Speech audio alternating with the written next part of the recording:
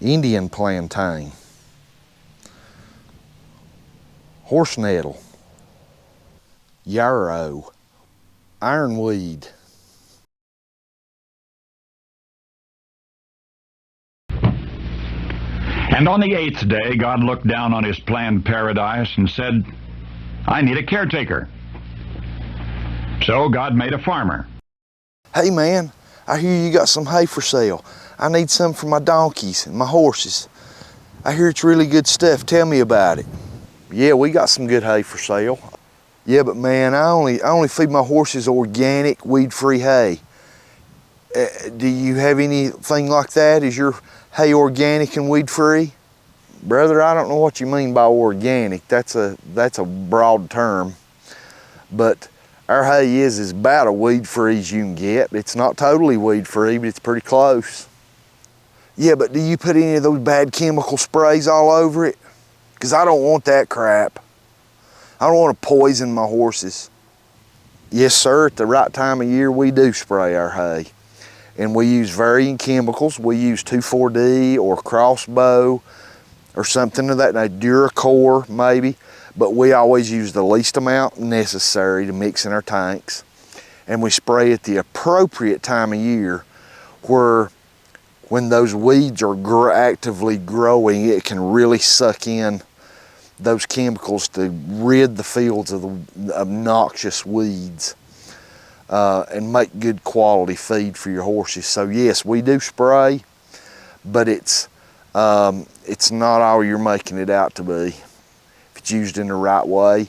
And we use sprays that dissipate into the soil pretty quickly. And man, I'm telling you, without it, your donkeys and your horses you're gonna have to get used to eating weeds in their hay. I don't know, man.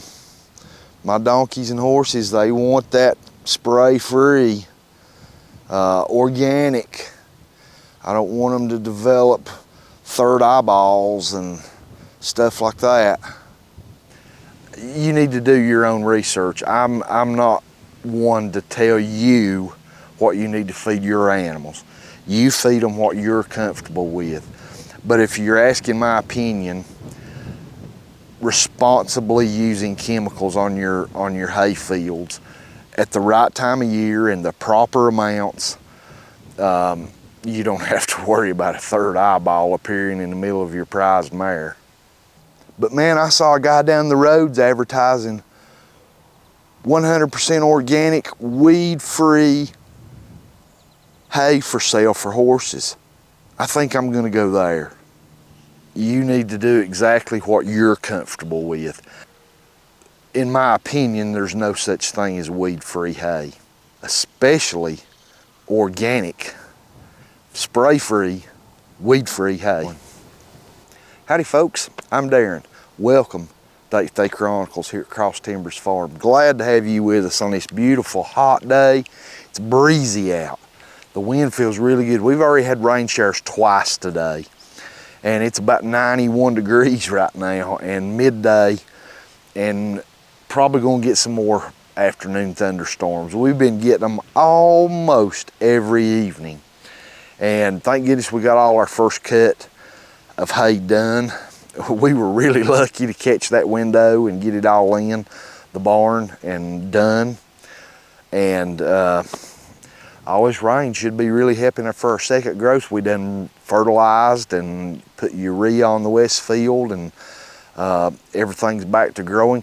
Our main hay field's looking really good. It's growing good for second cut.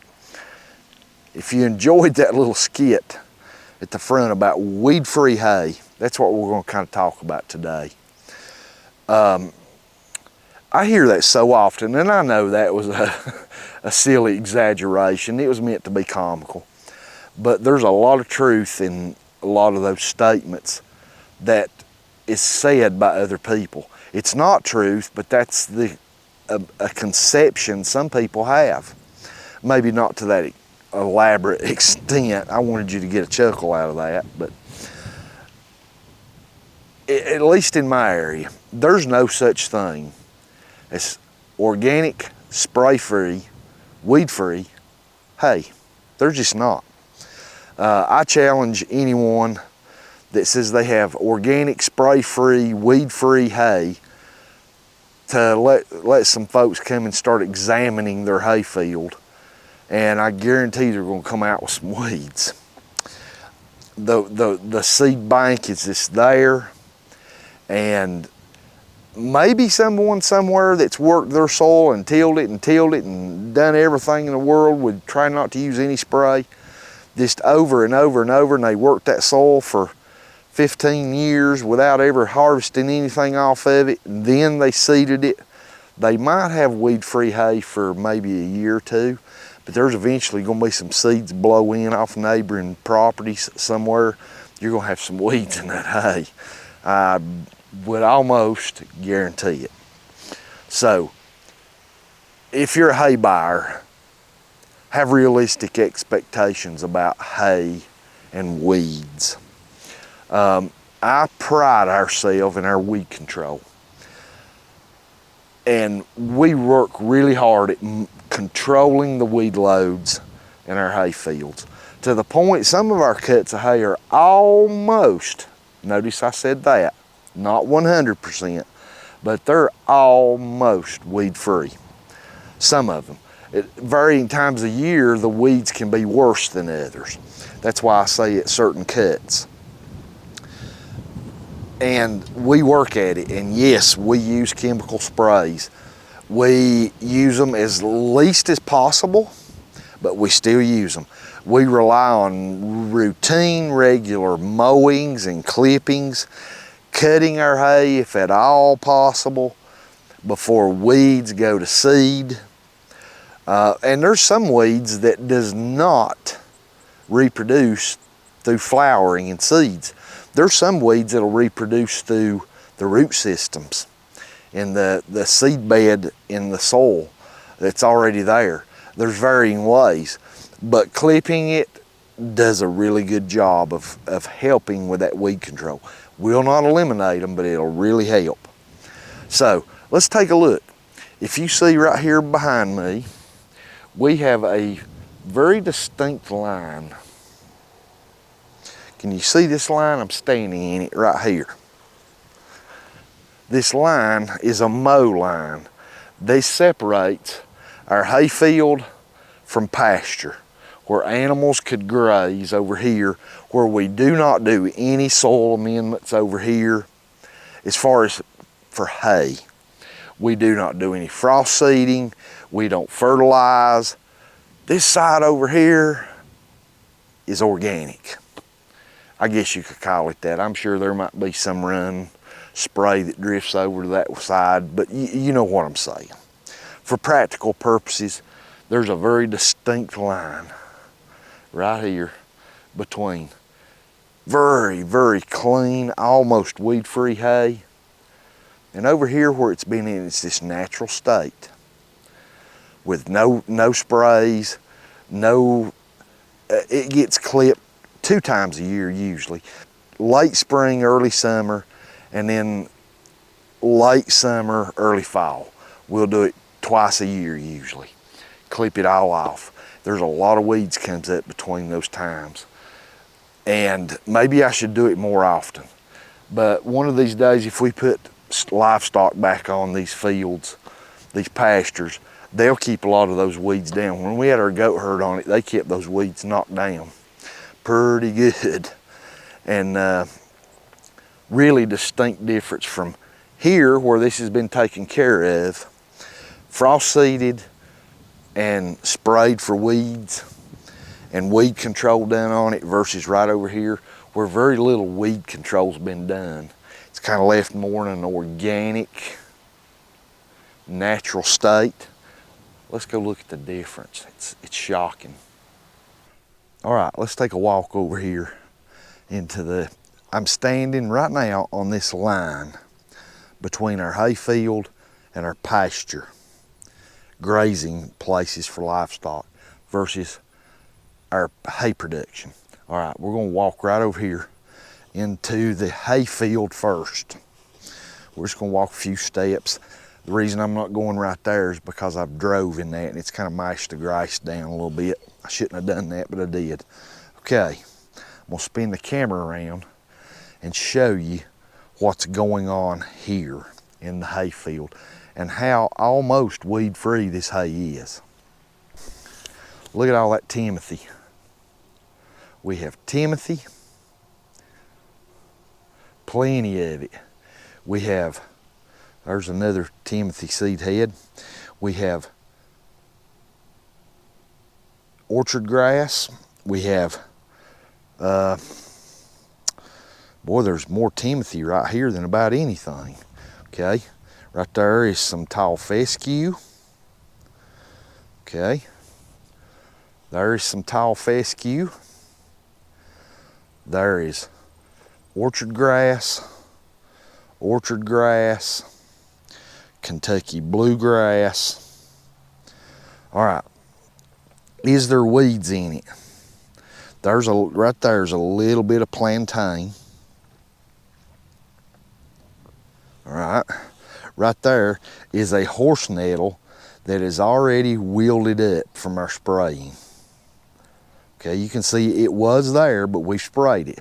Look how almost weed-free this is. It's unreal. Even when you get down looking, if you see any weeds, they're already curling up and dying. They'll be gone in another week. Okay, Kentucky bluegrass, timothy. There's some orchard grass that the rain has knocked flat. Looking really, really good. Very, very few weeds. Now, I ain't saying there's not any, but that spraying has took care of 90% of them. All right, let's go right across the path. We're literally gonna go hardly no time. All right, I'm standing in the path. That was about 5 yards. We're gonna go literally about 3 steps off the hayfield into the pasture. I want to show you the amount of weeds here. All right, there was 3 steps. All right, I'm gonna spin the camera in and show you these weeds. Indian plantain, horse nettle, plenty of horse nettle. See these little weeds like this right here? Yarrow, Y-A-R-R-O-W. I guess I'm pronouncing it right. I've always just called it yarrow. Okay. Horse nettle, ironweed,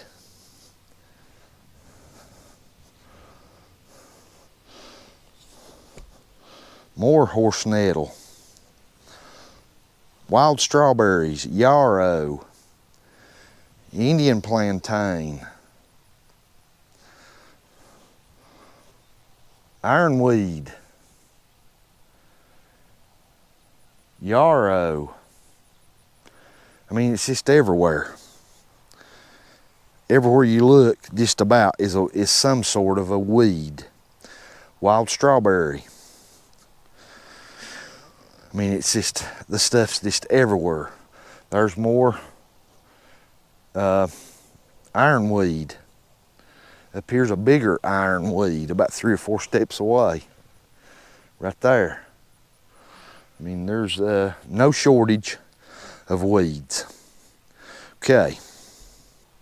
On this farm, our seed bank in the soil, I mean, the weeds are there. The seed's there. And what is not going to reproduce through that seed bank's going to reproduce through the root beds and the rhizomes in those roots. And if you're going to produce quality hay, you got to control that stuff somehow. Organic clippings is just not going to cut it. If your goal is as clean and weed-free hay as you can make, then I hate to burst some people's bubbles, but you're about going to have to resort to some kind of a chemical spray. Mechanically trying to control them is not time efficient. It's not financially efficient. Yeah, we could hire about 15 or 20 people and get out here in this hayfield and start on our hands and knees with buckets crawling around and pulling every weed by hand that you see. Could you imagine how long that would take? And probably by the time you started on one end of your field and got to the other, weeds would be growing back over here from the seed bank. So you got to control it somehow. And nobody likes buying a bale of hay that's got horse nettle in it, or buttercup, just full of it, or ironweed, or Queen Anne's lace, things like that. Nobody wants that in their hay. Nobody. And if you're okay with it, that's up to you. That's your total business, and nobody should influence you or tell you one way or the other what you should or shouldn't do. That's a decision you got to make. But to debunk this organic, spray-free, weed-free hay, that's a load of malarkey. At least in my area, I'm telling you, it's a load of malarkey. There's no such thing. And I'm convinced of years and years of working in hay in my area. Now, your mileage may vary. If you do organic, spray-free hay and you say your hay's weed-free, then I'm not there to look through your hay, and probably is nobody else watching this video, and it's not for me to judge. But I can tell you in my area, weed-free hay, no spray, all organic, BS. I don't mean to offend anyone, but that's really the way I feel about it. Because I have worked and worked and worked at our soil health and weed control. In our west field, we mowed and clipped that field religiously 3 and 4 and 5 times a year for several years before we ever started reclaiming it to take hay off of it. And those weeds are still there. It helped them, but they're still there. I still spray that field at the appropriate time. Spraying at the appropriate time matters. And if you're cutting hay and you're selling that hay, let me give the hay farmers out there a bit of advice, good advice. If you sell your hay and your hay goes off your property and you spray it, you need to make sure that your customer is aware of the spray you've used. If they feed it to their cattle or horses or goats, whatever, but if they feed it to them and you take a manure spreader and you scoop all that manure up out of a barnyard or a barn stall or something like that, and later you spread it on your garden, there could be some carry through in that manure that could carry over when you throw it out on a garden or something like that, or fruit trees. You need to be vigilant to make sure you tell folks that you do spray your hay.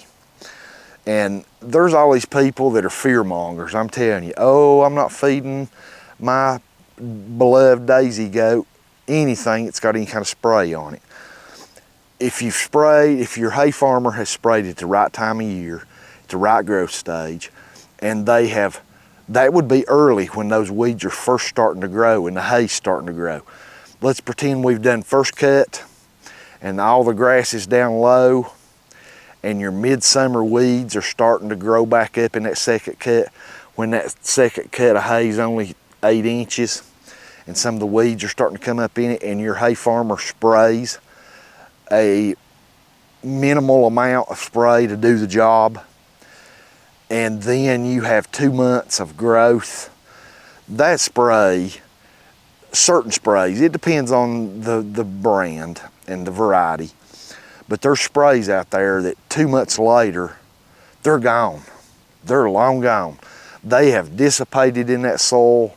They have very little to no residual effect, and there's no danger in it, in my opinion. And I'm not a biologist, and I'm not a veterinarian and all that stuff. So What I'm saying here works for me. Your mileage may vary. You do what you think you need to do. I'm just telling you my experience. That spray, by the time we cut our hay, is long gone. And I would have no qualms, no problems whatsoever feeding any of this hay to anything I wanted to. Very clean hay, very nutritious hay, very clean.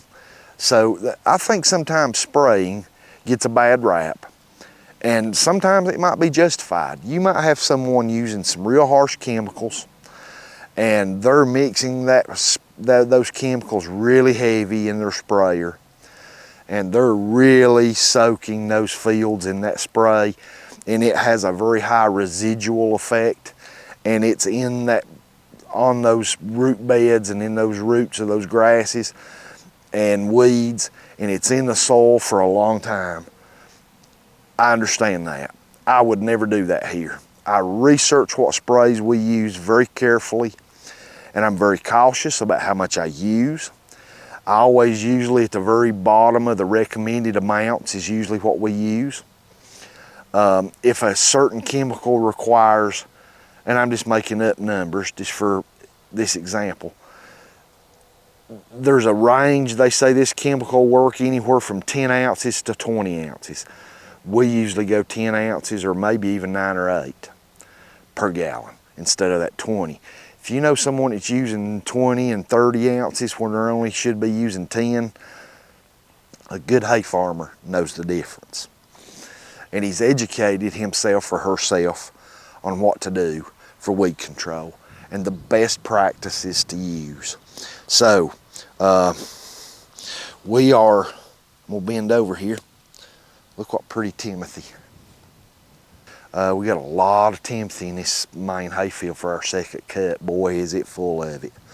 Our frost seeding back here with the Timothy last 2 years has done awesome. But back to the sprays, I'd have no problem whatsoever feeding this hay right here to dairy animals, to horses, to sheep, anything that eats hay. I'd be very confident that there's no issues with this being sprayed.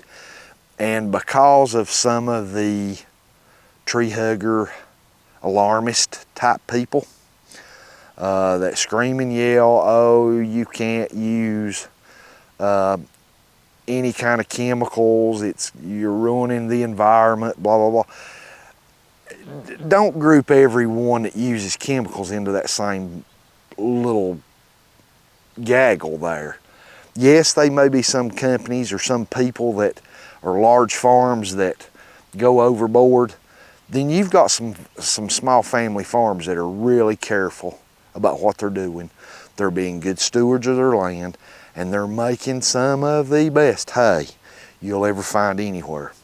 And yes, they may have used some chemicals on it. And my hope is that we will reach a point eventually dealing with this seed bank of weeds, that we reach a point where we might not have to use chemicals much anymore or at all. That day may come, but we've got to deal with what's here now, and we're dealing with it. And so don't be like super afraid of any kind of spray. It's not going to make your horse grow a third eyeball if used correctly, and all that stuff. Responsible use, and do your research on it. I hear that so much. People asking about, or just in general talking about hay. I don't get asked that much because our customer base is small. We have a select few people we sell hay to, and we really don't much have to go out for new customers. So, but I hear that a lot from other hay farmers and other hay buyers saying, you know, I'm looking for organic, spray-free, weed-free hay, and I almost want to laugh. It's almost comical. I'm like, really? And I would like to have a new tractor where I could plant some hay on Mars too. Mars robot tractor. You know, I mean, get real, folks. And don't have unrealistic expectations when you go to buy hay. If you want organic, spray-free hay, be realistic. Expect a pretty good weed load in it. If me, myself, a hay producer, if I was no longer producing hay and I decided I was going to go buy hay and I wanted organic, spray-free hay, I would have a normal expectations of a pretty good weed load in it. That's the price you pay for using no spray. If I want really, really clean hay with hardly any weeds, and that's not going to be 100% weed free, I'm talking mostly weed free, 90%, I should expect that that farmer has sprayed that hay field. I mean, that's just reality.